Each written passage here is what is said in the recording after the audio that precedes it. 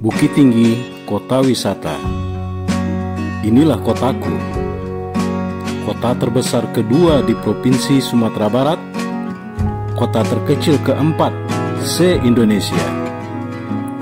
Terletak pada rangkaian pegunungan Merapi dan Singgalang, serta rangkaian Bukit Barisan. Kota pusat perdagangan terbesar di Pulau Sumatera. Pada zaman Belanda pernah menjadi ibu kota negara pada masa pemerintahan darurat Republik Indonesia, dan pada zaman Jepang pernah menjadi pusat pengendalian pemerintahan militer untuk kawasan Sumatera, Singapura, dan Thailand. Punya kembaran Big Ben yang disebut dengan Jam Gadang.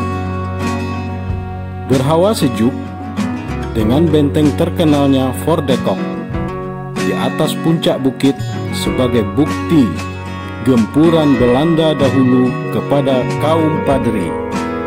Kota yang menyajikan surga buat pecinta kuliner, dan kota tempat kelahiran Bung Hatta dan Mr. Asaat. Bukit Tinggi saat ini seperti kota mati. Dahulu menjadi kunjungan orang yang tidak tercover dibanding luasnya kota yang hanya 25,24 km persegi. Macet yang bisa mengalahkan ibu kota. Jangankan untuk kendaraan, jalan kaki pun antri di sana. Sampai kapan kondisi seperti ini akan segera berakhir? Hingga saat ini belum ada obat yang spesifik menghadapi virus corona, dan masih menjadi masalah kesehatan terbesar dunia dari masa ke masa dalam sejarah. Seperti yang pernah kita bahas pada video sebelumnya, di balik setiap musibah dan bencana, pasti banyak hikmah yang bisa kita ambil dari semua kejadian.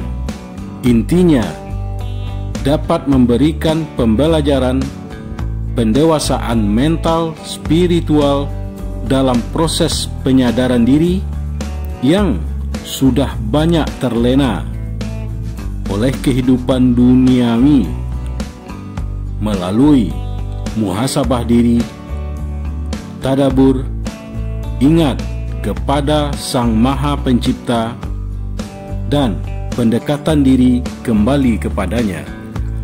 Apapun bentuk musibah tersebut, tetap itu cara Sang Maha Pencipta dalam berkomunikasi dengan kita sebagai makhluk yang sering pelupa dan melampaui batas, agar kita kembali kepada jalan lurus yang sudah diberi rambu-rambu. Musibah ini ibarat ruang integrasi dan laboratorium spiritual kita, memohon atas pertolongannya dengan diimplementasikan melalui kepatuhan, kesolehan, dan keteguhan iman, ilmu, serta amalan. Musibah ini untuk menyadarkan diri serta belajar bersabar. Semua ini milik Dia. Semua akan kembali kepada Dia. Tidakkah kita sadar kita ini makhluk yang lemah? Negara superpower saja yang memiliki ilmu dan teknologi kedokteran tingkat tinggi sudah kelabakan menghadapi pandemi global corona ini. Lalu siapa sebetulnya yang maha besar dan maha kuat itu? Apakah International Conference on Nusantara Philosophy, yaitu suatu konferensi INCP yang digelar kemarin di UGM dengan tujuan menggali berbagai pemikiran dan research para pakar dan peneliti berbagai negara dalam rangka membangun tatanan dunia baru di masa pandemi COVID-19 ini ada membawa dampak perubahan yang signifikan? Teringat pada satu hadis, tiada sebuah musibah pun yang menimpa seseorang, melainkan dengannya Allah menghapuskan kesalahan-kesalahannya. Hadis riwayat Bukhari Muslim. Wallahu a'lam bishawab. Assalamualaikum warahmatullahi wabarakatuh.